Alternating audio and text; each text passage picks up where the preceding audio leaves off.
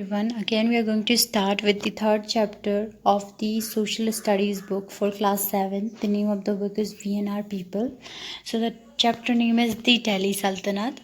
So हमने राजपूत के बारे में पढ़ लिया और हमें पता चल गया कि 1192 में राजपूत ख़त्म हो गए और क्या आया, टर्किश रूल आ गया इंडिया में.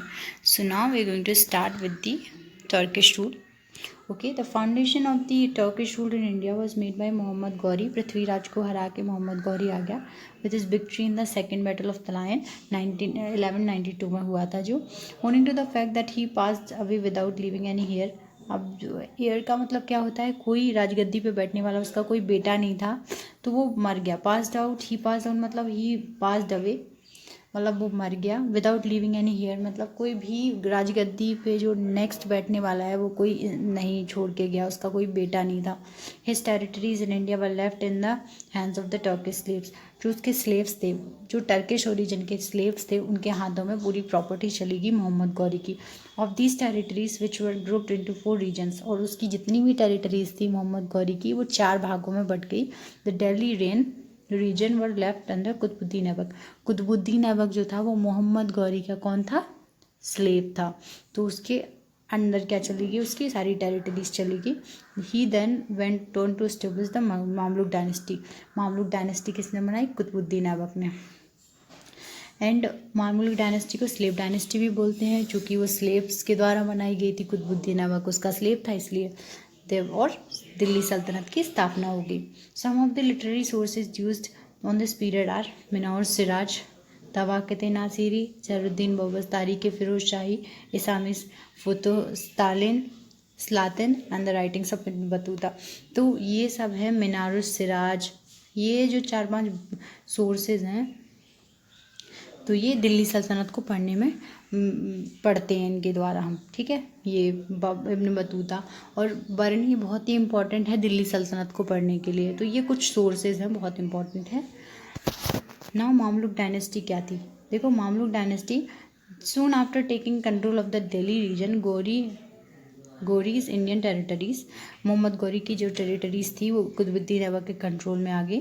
Qutubuddin Aibak establish rule over large part of northern India. जो दिल्ली के आसपास का भाग था, नॉर्दर्न इंडिया जिसे बोला जाता है, उस पर अपना राज स्थापित कर लिया. Delhi just became an independent power which went on to become the Delhi Saltanat. Delhi एक इंडिपेंडेंट पावर थी, मतलब उसके जो डिसीजंस थे वो खुद लेते थे, कोई बाहर का कोई इंटरफेयर नहीं करता था. Initially he rule from Lahore but later shifted the capital to Delhi. तो जो शुरू में दिल्ली सल्तनत की कैपिटल थी वो लाहौर थी, लेकिन बाद में वो दिल्ली हो गई. During the 4 years of his rain, जब उसने 4 साल अपनी दिल्ली सल्तनत में बिताए उसके बाद उसकी कैपिटल को शिफ्ट करके दिल्ली कर दिया. He consolidated the empire and designed an efficient administration structure. Consolidated मतलब जो पार्ट बिखरे हुए थे सबको एकजुट कर लिया. एन एम्पायर एंड डिज़ाइन, और बहुत अच्छा सा एक शासन बनाया. एफिशिएंट एडमिनिस्ट्रेशन का मतलब कैसे क्या काम करने वाला है, उसने सब कुछ अच्छे से किया. In 1210 he died because of an accident while playing polo. Polo एक घोड़े पे बैठ के खेलने वाला गेम होता था, उसमें वो खेल रहा था. चूँकि उस टाइम पे राजा महाराजाओं का शौक ही यही था, तो वो 1210 में मर गया. He is famous for building Qutub Minar, Delhi में है. ख्वातुल इस्लाम मॉस्क.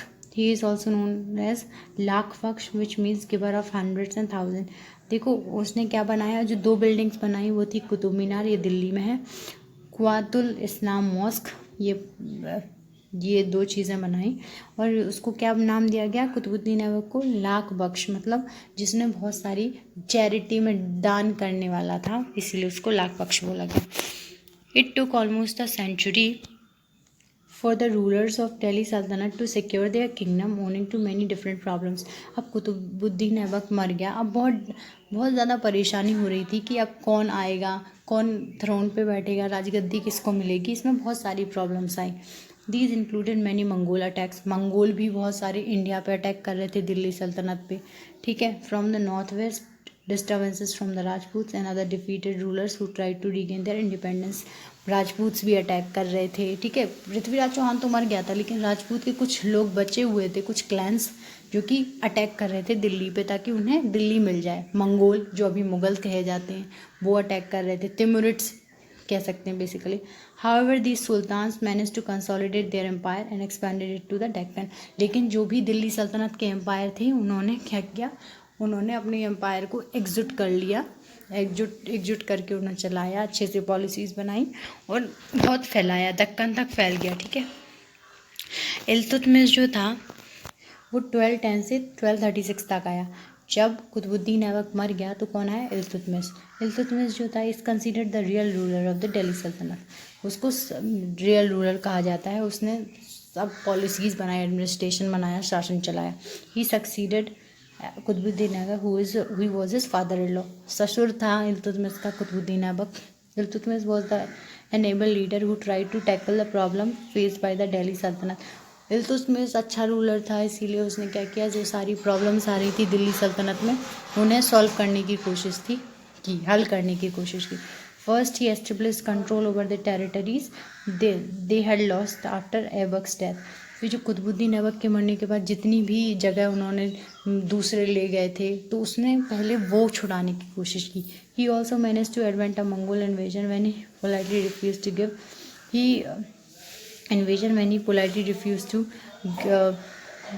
ओके।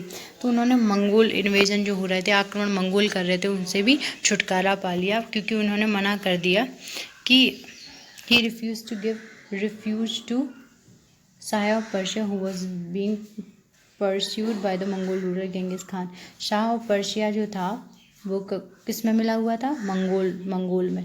तो उन्होंने जो इल्तुतमिश आया उसने उनको शरण देने मना कर दिया कि हमारे राज्य में आपको शरण नहीं मिलेगी। Okay, in order to gain the support of the Turkish nobles he granted them territories. देखो, दिल्ली सल्तनत में रूल करने के लिए नोबल का सपोर्ट बहुत ज़रूरी था। तो जो टर्किश नोबल्स थे उनको क्या किया, उन्होंने कुछ ज़मीन दे दी ताकि वो सोचें कि अच्छा राजा है तो मैं ज़्यादा दिन तक थ्रोन पे बैठा रहूँ, तख्त पर बैठा रहूँ और मेरी गद्दी रहे। ओके,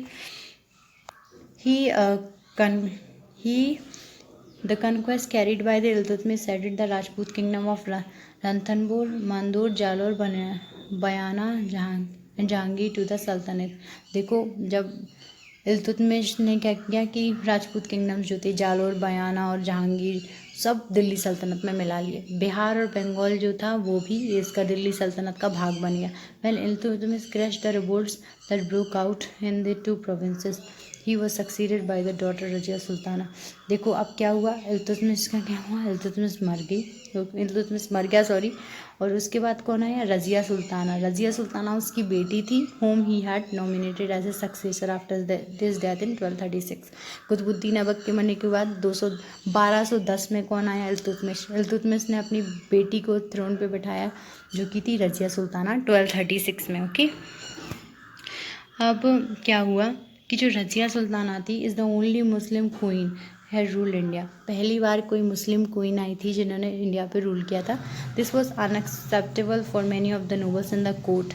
तो बहुत सारे जो नोबल्स थे उन्होंने बिल्कुल मना ही करी कि नहीं, कोई क्वीन हमारे थ्रोन पर नहीं बैठेगी, कोई क्वीन हमें रूल नहीं कर सकती है। The Iltutmish had appointed her as his heir, but Iltutmish ने बोला मेरी डॉटर ही बनेगी मेरे बाद 1236 में। Many scholars believe that the nobles were envious of Yaqut and Ethiopian slave. तो बहुत मतलब स्कॉलर्स कहते हैं कि जो इथोपियन स्लेव है ना, इथोपियन स्लेव जो थे वो रजिया सुल्ताना के हिसाब से बहुत उन्होंने उच्च दर्जा दिया था रजिया सुल्ताना ने इथोपियन स्लेव्स को। तो बहुत सारे नोबल्स याकुत थे, जो नोबल्स थे वो सोचते थे याकुत बन जाए, याकुत ग्रुप में चले जाए ताकि वो उन्हें भी वैसा दर्जा मिले। लेकिन रजिया सुल्ताना 1239 में मार दी गई क्योंकि कोई ज़्यादा सपोर्ट में नहीं था यार उसके, कोई नहीं चाहता था कि कोई एक औरत हमें रूल करे एज़ यूजुअल। ये है रजिया सुल्ताना की पिक, पहली मुस्लिम इंडियन क्वीन थी। Now we will talk about Nasiruddin Mahmud Razia Sultana के बाद आए थे। After the death of the Razia Sultana a power struggle ensued the Delhi sultanate in which a power group of nobles called Chahalgani. देखो, रजिया सुल्ताना की मृत्यु के बाद एक चहलगानी बनाई। नोबल जो थे लोग राजा के बराबरी करने के लिए उन्होंने चहलगानी, जो कि 40 नोबल्स का ग्रुप था, ठीक है, एंड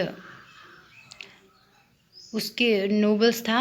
और रजिया सुल्ताना के बाद कौन बना, नसरुद्दीन क्या बना, रज़िया सुल्ताना के बाद उसको थ्रोन मिल गया। ओके, नसरुद्दीन को थ्रोन मिल गया और नसरुद्दीन सक्सेसर बना। चहलगानी हमें पता है 40 नोबल्स का ग्रुप था and was a young and inexperienced ruler. अब नसरुद्दीन महमूद जो था वो बहुत ही यंग था और उसको कोई राजनीति की कोई समझ नहीं थी। And is facilitated Ghiyasuddin Balban. Ghiyasuddin Balban था वो बहुत दिमागदार आदमी था। उसने क्या किया कि उसको राह दिखाने लगा। Okay, a prominent member of the Chahalgani. Ghiyasuddin Balban एक मेंबर था चहलगानी का, जो नोबल्स ने एक ग्रुप बनाया था 40 लोगों का, उसका एक हिस्सा था। To establish himself as the real power behind the throne. तो उसने क्या किया, गयासुद्दीन बलबन ने राज्य संभालने के लिए उसने उसको नसरुद्दीन महमूद को सपोर्ट करना शुरू कर दिया। ही reasserted his power over the other nobles and managed to declare himself as the sultan in 1256। 1256 में क्या किया, बलबन ने सारी पावर अपने हाथ में ले ली और अपने आप को सबसे ऊंचा दर्जा दे दिया। Balban then to call the power in his hand। Nasruddin Mahmood को हटा दिया और सारी पावर अपने हाथ में ले ली। और पहली चीज़ क्या की उसने, चहलगानी को तोड़ा। First he broke the power चहलगानी, क्योंकि उसे पता था कि अगर नोबल्स एक साथ जुट के काम करेंगे तो उसका पावर में रहना बहुत मुश्किल हो जाएगा। And introduce practices like prostration before the monarch in order to increase the power and prestige of the king. तो उसने ये शुरू कर दिया कहना कि जो किंग है वही आपका भगवान है। ओके, किंग सबसे ज़्यादा महत्वपूर्ण है इस चीज़ में। An ancient spy system. Spy system मतलब किसी के बिना जाने हुए उस पर नज़र रखना, किसी की पूरी चीज़ें आपको पता होती हैं बिना उसको पता हुए। केम अंडर बलबन ने स्पाई सिस्टम, एस्पिनाच ताकि जासूसी का सिस्टम लगाया। And it was used to ensure the loyalty of the masses, ताकि ये पता चले कि जो लोग हैं वो क्या सोचते हैं बलबन के बारे में, उसको ये जानना था पहली बात। After Balban's death in 1287 the rule of the Delhi sultanate was passed in the hands of the Khilji dynasty.